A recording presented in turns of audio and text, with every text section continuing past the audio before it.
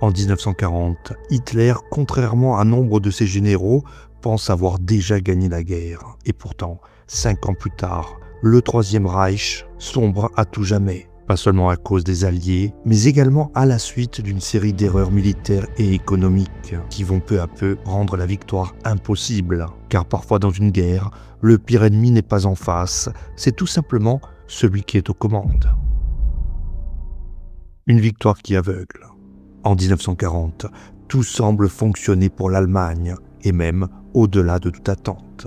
La campagne de Pologne a été rapide, presque brutale. Le Danemark s'est effondré en quelques heures, la Norvège en quelques semaines, puis viennent les Pays-Bas et la Belgique, balayés avec une efficacité redoutable. Et enfin, la France, que tout le monde imaginait capable de résister longtemps, s'effondre en à peine 6 semaines. À ce stade, il ne s'agit plus simplement d'une série de victoires, c'est une démonstration de force qui donne l'impression que la guerre est déjà jouée. Mais ce succès fulgurant produit un effet secondaire dangereux. En effet, il fausse la perception, car à force de gagner vite, les dirigeants allemands finissent par croire que leur méthode est infaillible. Ils ne voient plus ces victoires comme le résultat de circonstances particulières, mais comme la preuve que leur modèle, la fameuse Blitzkrieg, fonctionne partout, contre n'importe qui, dans n'importe quelle situation.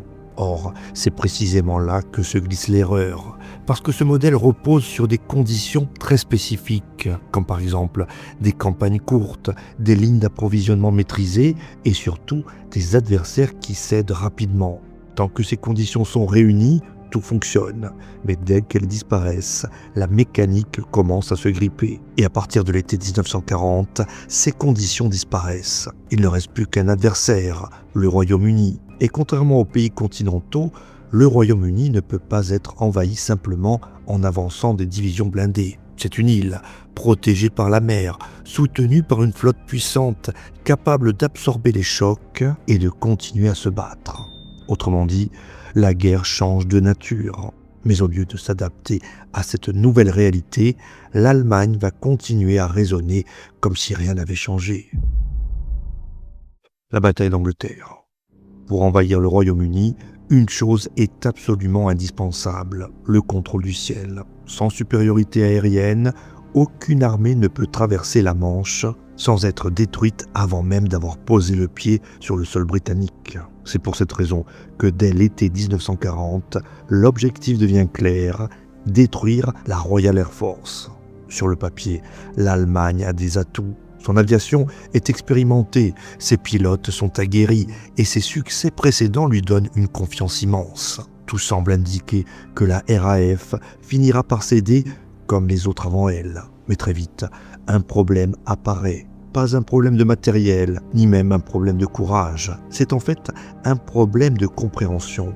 Et pour cause, les Allemands pensent savoir où en est la RAF. Ils pensent qu'elle est au bord de l'effondrement, qu'il suffit de quelques frappes supplémentaires pour la faire disparaître. Ces conclusions viennent du renseignement, mais ce renseignement est en fait biaisé.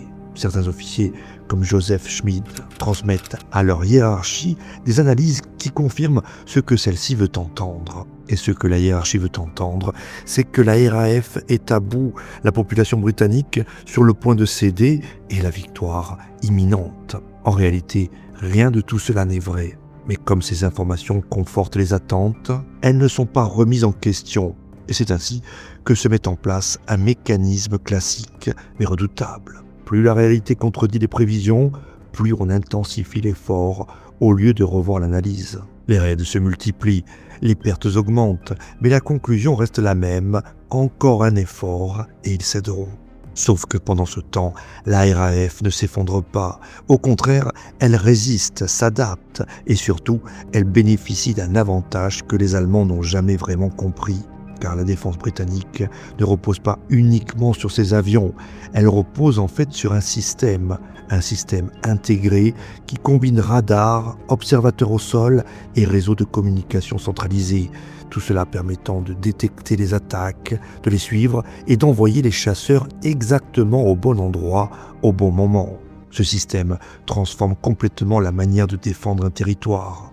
Là où auparavant une interception efficace tournait autour de 30 à 50%, la RAF parvient désormais à intercepter jusqu'à 90% des raids allemands, parfois même la totalité sur certaines périodes.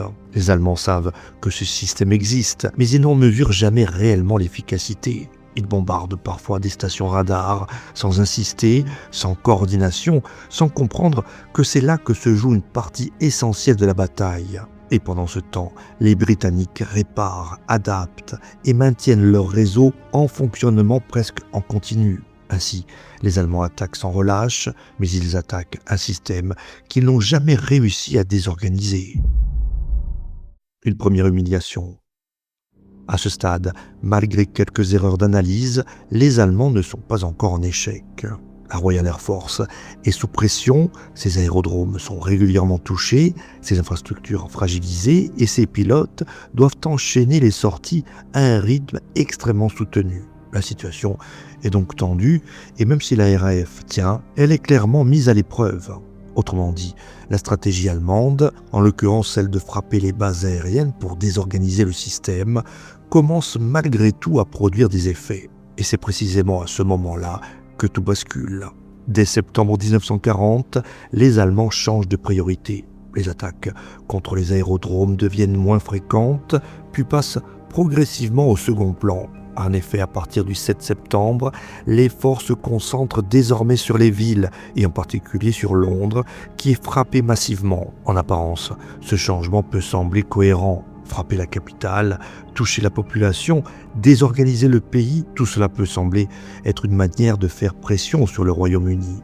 Mais dans le contexte précis de la bataille, ce choix produit l'effet inverse, car en cessant de cibler les bases aériennes, la Luftwaffe retire une pression directe sur le cœur du système défensif britannique. Les aérodromes peuvent être réparés plus facilement, les unités peuvent se réorganiser et surtout la RAF retrouve une marge de manœuvre qu'elle n'avait plus. Ce point est déterminant. Quelques semaines plus tôt, la RAF était constamment contrainte, fragilisée, poussée à ses limites. Désormais, elle peut respirer, stabiliser son fonctionnement et reprendre progressivement le contrôle de la situation. Et ce n'est pas seulement une amélioration défensive, cette accalmie relative permet aussi aux Britanniques de mener plus facilement leurs propres opérations, que ce soit contre l'Allemagne ou contre les territoires occupés. Autrement dit, en déplaçant leurs efforts vers les villes, les Allemands offrent à leurs adversaires exactement ce dont ils avaient besoin pour tenir. Et ce qui rend cette décision encore plus problématique, c'est qu'elle ne repose pas sur une logique stratégique solide. On pourrait imaginer une réflexion visant à briser le moral de la population ou à forcer une capitulation politique. Mais en réalité, le facteur déclencheur est beaucoup plus simple et beaucoup plus dangereux. Il est en fait émotionnel. Les Britanniques ont en effet commencé à bombarder des villes allemandes à partir du mois d'août. L'impact militaire de ces raids est limité, mais leur impact symbolique est très fort. Et pour Hitler et son entourage, il s'agit d'une provocation directe. La réponse est donc immédiate, et au lieu de rester concentré sur son objectif principal, à savoir détruire la RAF, l'Allemagne se laisse entraîner dans une logique de représailles. Ce glissement est révélateur. Au moment où la bataille exige le plus de rigueur, de précision et de discipline stratégique, la décision est dictée par autre chose, la réaction, l'orgueil et surtout la volonté de répondre. Et dans une bataille aussi serrée, ce type d'écart suffit à faire basculer l'équilibre. Mais attention, il ne s'agit pas de rupture brutale ni d'effondrement spectaculaire. Les bombardements continuent, les opérations aériennes se poursuivent, sauf que la Royal Air Force est toujours là. Son système continue en effet de fonctionner, de même que ses interceptions qui restent efficaces. Mais le plus important, c'est qu'elle empêche toujours l'Allemagne d'obtenir ce dont elle a absolument besoin, la supériorité aérienne. Or, sans cette supériorité, toute la suite devient impossible. Traverser la Manche avec des troupes, du matériel et des péniches lentes, sans contrôler le ciel, reviendrait tout simplement à exposer toute l'opération à une destruction quasi certaine. La Royal Navy, soutenue par l'aviation, pourrait intervenir à tout moment et anéantir les convois avant même qu'ils n'atteignent les côtes. Autrement dit, sans domination aérienne, l'invasion de la Grande-Bretagne cesse d'être une option réaliste. Et c'est exactement ce qui se produit. Le 31 octobre 1940, la bataille d'Angleterre prend fin. L'Allemagne n'a pas gagné, mais surtout, Elle n'a pas obtenu ce dont elle avait besoin pour continuer, et c'est là que se joue l'essentiel. Car cette défaite n'est pas spectaculaire, elle ne détruit pas l'armée allemande, elle ne provoque pas non plus d'effondrement immédiat. En apparence, la guerre continue. Mais en réalité, quelque chose s'est définitivement bloqué. Le Royaume-Uni reste en guerre, mais il reste surtout en position. À quelques dizaines de kilomètres du continent, il constitue désormais une base stratégique intacte, prête à être utilisée pour la suite du conflit. C'est depuis ce territoire que pourront être lancées les futures opérations contre l'Europe occupée. C'est là également que les forces alliées pourront s'organiser, se renforcer et préparer leur retour. Sans cette résistance britannique, tout cela aurait été impossible. Ainsi, ce qui pourrait sembler être une simple bataille aérienne devient en réalité un tournant majeur. Non pas parce qu'elle détruit la puissance allemande, mais parce qu'elle l'empêche de devenir totale. Le piège du pétrole. Si la bataille d'Angleterre marque un blocage stratégique, un autre problème plus discret, mais tout aussi déterminant, pèse sur l'Allemagne depuis le début de la guerre. Ce problème, c'est le pétrole. Contrairement à d'autres grandes puissances, l'Allemagne ne dispose pas de ressources pétrolières significatives sur son propre territoire. Elle doit donc compenser ce manque par des importations et par des solutions industrielles alternatives. Pendant un temps, cela fonctionne. L'Allemagne s'appuie notamment sur la Roumanie, qui constitue alors l'un des principaux producteurs de pétrole en Europe. Les importations sont importantes, parfois massives, et permettent d'alimenter en partie l'effort de guerre. Parallèlement, les Allemands développent des procédés de transformation du charbon en carburant synthétique, profitant de leurs importantes réserves de charbon. Mais malgré ces efforts, le problème ne disparaît jamais. Il est simplement contenu, car la guerre moderne est extrêmement gourmande en carburant. Les chars, les camions, les avions, toute la mécanique de la Blitzkrieg repose en effet sur la consommation constante de pétrole. Et plus la guerre s'étend, plus cette consommation augmente. Dès le départ, les dirigeants allemands savent que leurs réserves sont limitées. Et cela influence directement leur manière de faire la guerre. La Blitzkrieg, cette stratégie de guerre rapide, n'est pas seulement un choix tactique, c'est aussi une nécessité. Il faut en effet frapper vite, avancer rapidement et obtenir des victoires décisives avant que les réserves ne s'épuisent. Mais ce modèle a une limite évidente. Il fonctionne tant que la guerre reste courte. Or, avec l'échec face au Royaume-Uni, cette condition disparaît. Lorsque l'Allemagne lance l'opération Barbarossa en juin 1941 contre l'Union soviétique, elle espère retrouver cette logique de guerre rapide. L'idée est simple, écraser l'URSS en quelques mois, comme cela a été fait ailleurs. Mais cette fois, la guerre ne se déroule pas comme prévu. L'Union soviétique ne s'effondre pas, le front s'étire, les combats se prolongent et la guerre prend une autre dimension. Elle devient une guerre d'usure. Et dans une guerre d'usure, le facteur des ressources devient central. Or, sur ce point, l'Allemagne est désavantagée. L'Union soviétique dispose en effet de ressources pétrolières importantes et sa capacité de production dépasse largement celle de l'ensemble du bloc de l'Axe. Autrement dit, plus la guerre dure, plus l'écart se creuse. À partir de là, la situation allemande devient critique. Le problème du pétrole, jusque-là contenu, devient un facteur structurant. C'est dans ce contexte qu'une décision majeure est prise en 1942. Plutôt que de concentrer tous ses efforts sur un seul objectif, l'Allemagne choisit de lancer une offensive vers le sud de l'Union soviétique, en direction du Caucase. L'objectif est clair, s'emparer des champs pétrolifères soviétiques. Cette décision repose sur une logique double. D'un côté, il s'agit d'augmenter les ressources allemandes en capturant ces zones stratégiques.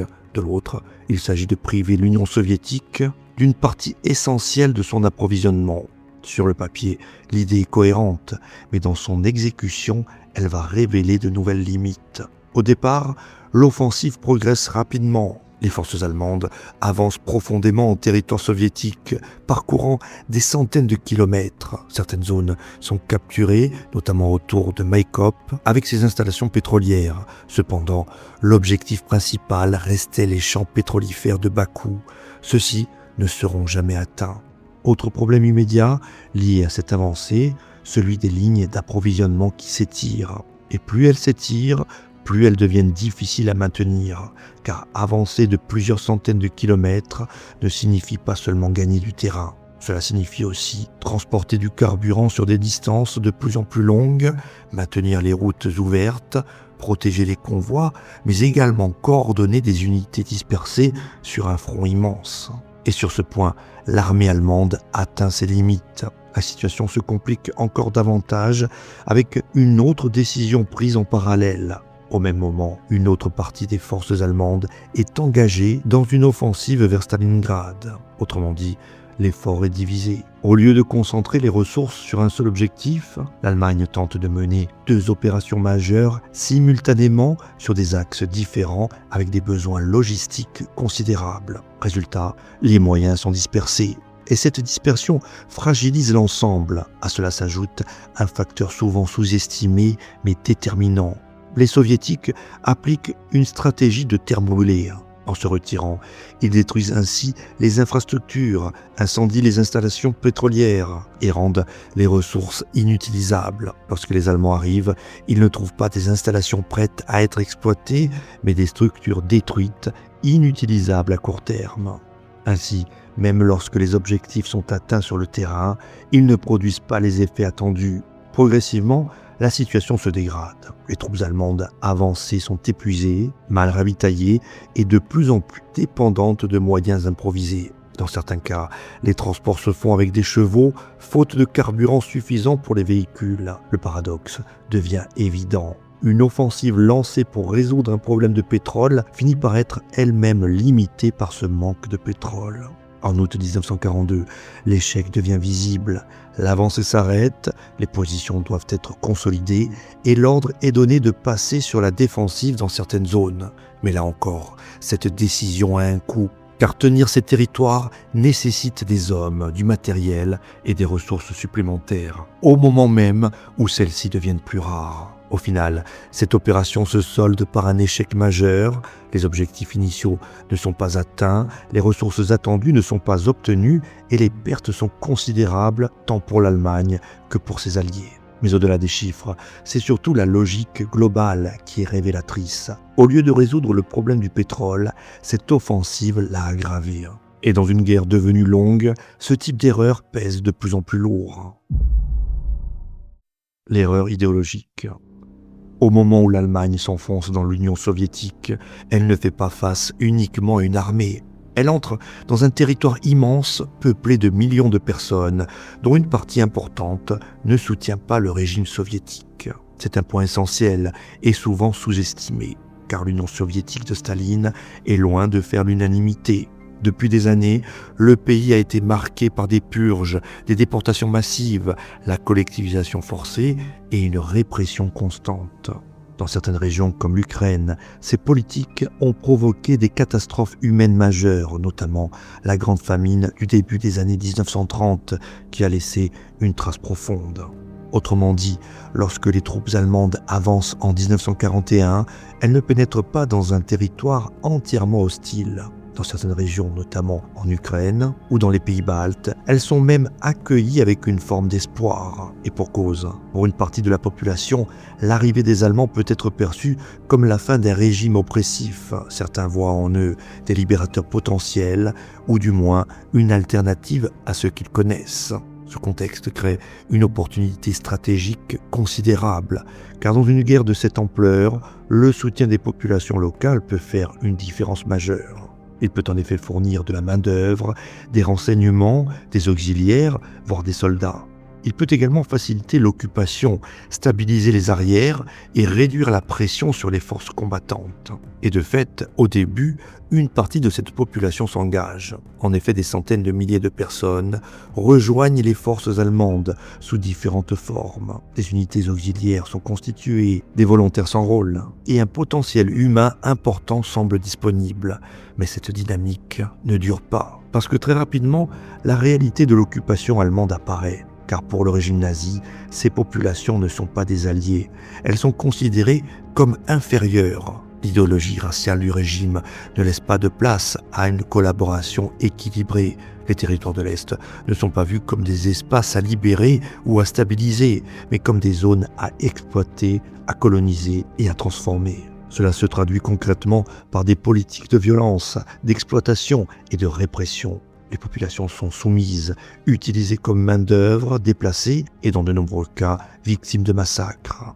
Les espoirs initiaux disparaissent rapidement, remplacés par une réalité brutale. Et ce basculement a un effet direct. Les populations qui auraient pu soutenir l'Allemagne s'en détournent. Certaines rejoignent même la résistance. D'autres retournent vers le régime soviétique, non pas par adhésion, mais parce qu'il apparaît désormais comme le moindre mal face à l'occupation allemande. Autrement dit, une opportunité stratégique majeure est perdue. Ce point est crucial, car il ne s'agit pas simplement d'une erreur morale, c'est une véritable erreur militaire. En refusant d'adapter leur comportement pour tirer parti de la situation, les dirigeants nazis se privent volontairement de millions de soutiens potentiels, des ressources humaines considérables qui auraient pu être utilisées pour soutenir l'effort de guerre, stabiliser les territoires occupés ou bien renforcer les forces combattantes. Certains responsables allemands en sont conscients, même au sein du régime, des voix s'élèvent pour suggérer une approche plus pragmatique. L'idée est simple, traiter ces populations de manière plus mesurée, encourager leur coopération et exploiter leur hostilité envers le régime soviétique. Mais ces propositions ne sont pas retenues. Tout simplement parce qu'elles entrent en contradiction avec l'idéologie du régime. Et dans ce cas précis, l'idéologie l'emporte sur la stratégie. Le résultat est double. D'un côté, l'Allemagne perd un potentiel de soutien considérable. De l'autre, elle renforce indirectement son adversaire. Car en brutalisant les territoires occupés, elle pousse une partie de la population à soutenir volontairement ou non l'effort soviétique. Elle alimente la résistance, complique l'occupation et augmente les besoins en troupes pour contrôler les arrières. Ainsi, au lieu de simplifier la guerre à l'Est, cette politique la rend plus difficile. Ce choix révèle un point fondamental. Contrairement à d'autres erreurs qui relèvent d'une mauvaise analyse ou d'une mauvaise exécution, celle-ci est structurelle. Elle ne vient pas d'un manque d'information, elle vient d'une incapacité à s'écarter d'un cadre idéologique, même lorsque celui-ci devient contre-productif. Et dans une guerre longue, où chaque ressource compte, ce type de rigidité peut avoir des conséquences décisives. Le retard du Total War. À ce stade du conflit, un autre problème apparaît du côté allemand. Un problème moins visible que les erreurs militaires, mais tout aussi déterminant. En effet, l'économie de l'Allemagne n'est pas du tout adaptée à la guerre qu'elle est en train de mener. On pourrait penser qu'un régime comme celui de l'Allemagne nazie, engagé dans un conflit d'une telle ampleur, aurait mobilisé l'ensemble de ses ressources dès le début, que toute l'industrie, toute la production, toute l'organisation du pays aurait été orientée vers l'effort de guerre. Sauf que ce n'est pas le cas. Pendant une grande partie du conflit, l'économie allemande reste partiellement organisée comme une économie de temps de paix. Bien sûr, des efforts sont faits. Dès 1936, avec le plan de 4 ans, l'Allemagne cherche à renforcer son autonomie économique, à développer certaines industries clés et à préparer le pays à un conflit potentiel. La production militaire augmente, certaines priorités sont définies et des mesures sont prises pour limiter la dépendance extérieure. Mais ces ajustements restent limités. En effet, ils ne transforment pas en profondeur le fonctionnement de l'économie. Or, à mesure que la guerre évolue, cette approche devient de plus en plus problématique.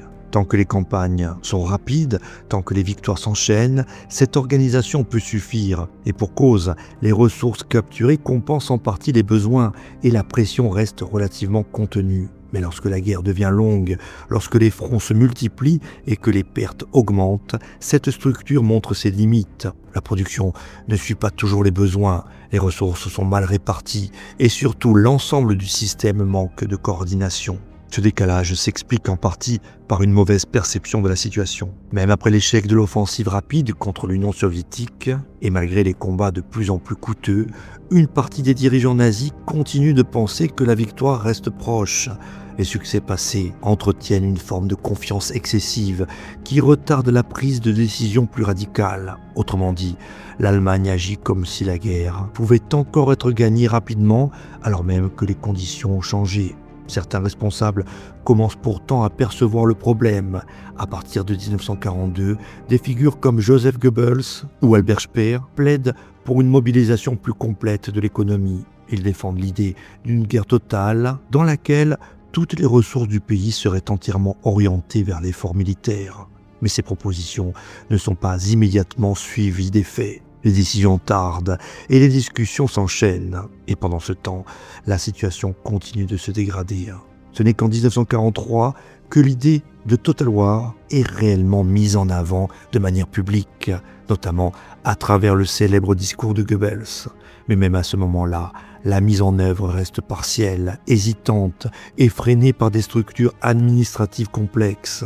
Les responsabilités sont dispersées, les décisions passent par plusieurs niveaux et l'ensemble manque de cohérence. Il faut attendre 1944 pour que des mesures plus efficaces soient mises en place. À ce moment-là, le système est simplifié, les pouvoirs sont concentrés et la production est mieux organisée. Les résultats sont visibles.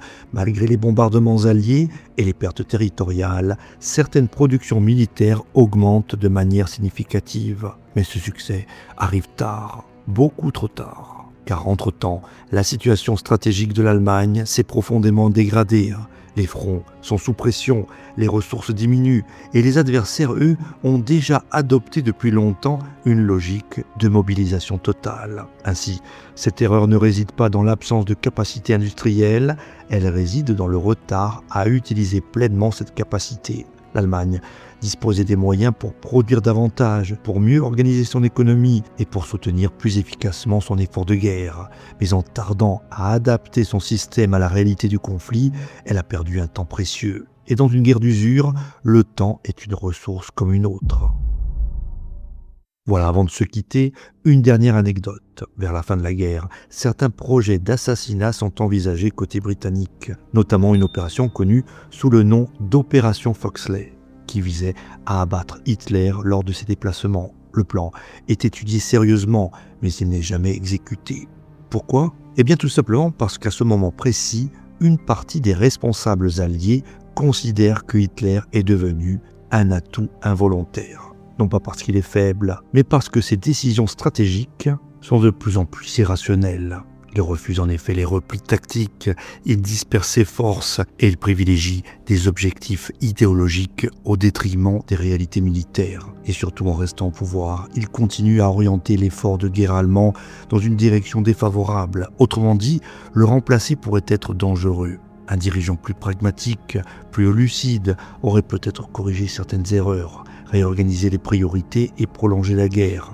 Ainsi, paradoxalement, et fait rare dans l'histoire militaire, un ennemi principal contribue malgré lui à affaiblir son propre camp. Et c'est peut-être là finalement que se résume une partie essentielle de cette guerre, non pas dans une seule erreur, mais dans une accumulation de décisions qui, mises bout à bout, finit par transformer une position dominante en défaite.